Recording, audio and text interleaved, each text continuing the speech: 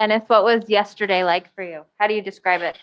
It was obviously amazing. It was a dream come true. After I got my green card, when I was with OKC, actually, the last 6 years have been tough. It's been very rough because obviously the Turkish government put my name on Interpol list and they revoked my passport. So like it's been very rough, but it's finally happened. I've been waiting for this moment since the day I stepped in America. So definitely one of the most unforgettable, maybe the most unforgettable moment that I had in my life. Can you tell us the inspiration for your name change? Yeah, quick story. First time I came to America, it was back in 2009. One of my teammates was criticizing the president, and I was like very scared of him. I turned around, I was like, dude, like, what are you doing? They're gonna throw you in jail. He turned around and started laughing at me.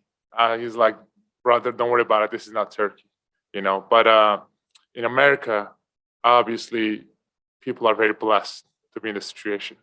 You have freedom of speech, freedom of religion, freedom of expression, freedom of press. You guys are, you guys are doing your jobs, and when some people, your colleagues in overseas, in many countries, especially Middle East, just because of they doing their job, they're in jails. Especially like people in Turkey. There's so many political prisoners and so many journalists are in jail right now. But I think just here, I wanted to make that word part of me because that was the word that I fight for my whole life. And that was the word that I try to stand up for my whole life. So to me, it was really important, and that was the reason. And what do you want us to call you? Ennis Freedom? How do you want us to say it? Mr. Freedom. Mr. Freedom. Thank you. Congratulations, Yeah, Mr. Freedom. thank you. I appreciate that.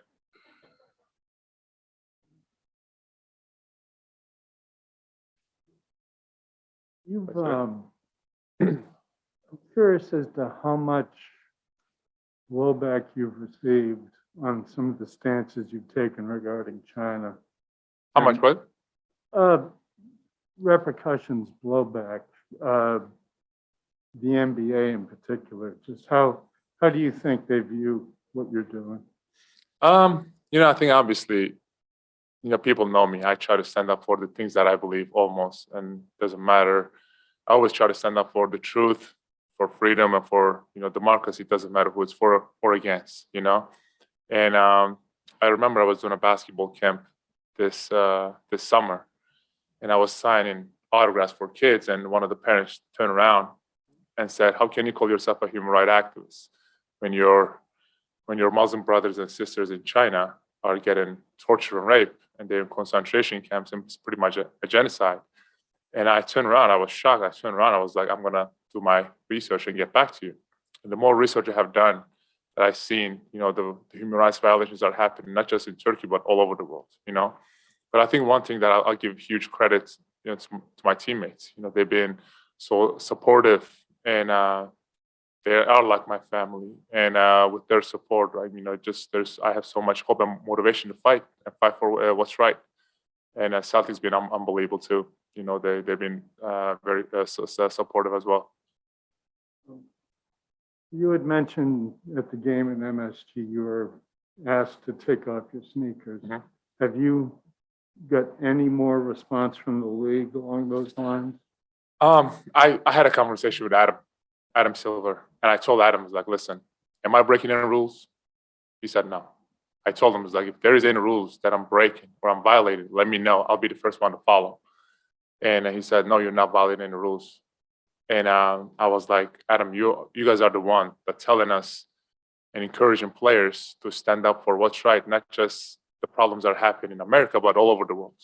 So, you guys are the one that encouraged me to talk about all the violations that are happening all over the world, right? And he's like, listen, you have a freedom to say whatever you want. And I was like, I appreciate that. We haven't spoken to you in a while, but can you kind of explain the tweet when you put out that kind of, the one with the flip book on it that somebody had done of you, that kind of insinuated that you weren't playing because of speaking out, like what you were trying to get across there? I sit down and talk to Ima about it, and Coach Ima said, that has nothing to do with it. And after that talk, I play every game, you know. Um, I mean, yeah, that's how I felt, and I put it out there. And Coach Ime came to me and said, "That's not the situation." And I said, "Okay." And after that talk we had, I pretty much played every game. What's it been like to not to get these opportunities again? And, I'm sure it was frustrating to not be a part of things for a while. It's amazing, man. Obviously, I mean, my first job to play basketball. I'm not a politician. Some of the things I do might be a little outside of basketball court, but like I'm not a politician. At the end, my first job was to play basketball and then help my team win. It's amazing to just go out there and just be part of the best organization in the league. You know, so like I enjoy every minute of it. Even when I was not playing, I sit down with some of the coaches and say, "Listen, you've been in the league for 11 years now. And if you don't play, just try to help the young guys." So like I'm always trying to, talk to Rob, talk to Bruno, talk to other young guys that we have. So I'm trying to just do my job.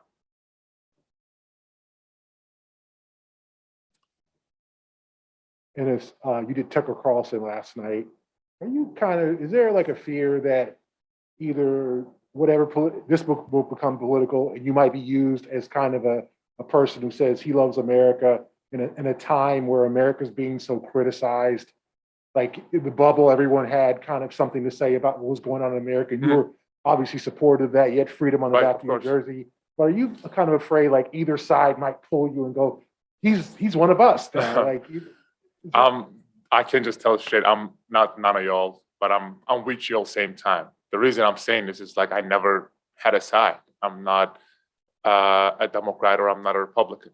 I've said this from day one. And some of the things I do, people might be mistaken because I don't do politics. I do human rights. There's a thin but huge line between human rights and politics. The reason I'm so involved with these politicians, senators or congressmen, people in State Department, White House or whatever. The reason because I'm trying to help people. We are trying to create bills. We are trying to find ways to just help those people, and not just in Turkey, but all over the world. Trying to, find a way to, put some sanctions on some of the countries for violating some human rights. Try to boycott the Olympics. Trying to free all the political prisoners and stuff. So like the reason I talk to those people, I mean, obviously is because of human rights, because I help people, I can just straight, I'm not any other side. I don't have a side. And obviously every country have their issue. Obviously we are seeing what was happening in America, like you said, 2 years ago, right? But the thing is, people still feel so lucky to be in this situation. If you want to go see what's out there, like countries like Iraq or Turkey or Syria or somewhat like some Iran or China, or Belarus, Venezuela, North Korea, I can just go on and on, then you will appreciate this country even more. So I feel like, obviously we are having our problems here, but people should definitely feel blessed to be in this situation. Enes, where'd you come up with the idea for the shoes? The shoes were obviously the reason I wanted to do the shoes. Obviously, inspired the young generation. Obviously, when I was a kid, when I was watching the NBA, the first thing I was looking at which shoes that my favorite player was wearing.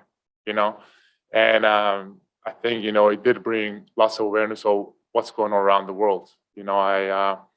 We started with Tibet, and then we go with Uyghurs, and it was Hong Kong, it was Taiwan, and you see like the support that I get from people. It was incredible. I mean, now you see like the presence of the some of the countries are supporting, and even like some of the people in America are just have our back. But the important thing is obviously like inspire the young generation, and I think that was the best way to do it. And I looked at the rule books, and there was nothing against it. If you don't put any kind of logo or any kind of anything like that on it, then you cannot wear it. But to me, it was just expressing my speech. those from growing up as a kid, noticing that was where the idea came from? Like you just think of it? Did you talk to somebody about it? Like, where did the idea I mean, originally? I have some, like, I have a lot of obviously human rights organizations that I work with.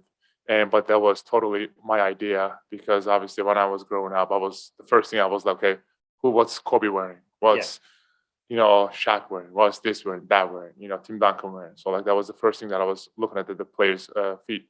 But yeah, I think I did glad. Now so many people are asking where can we get those shoes.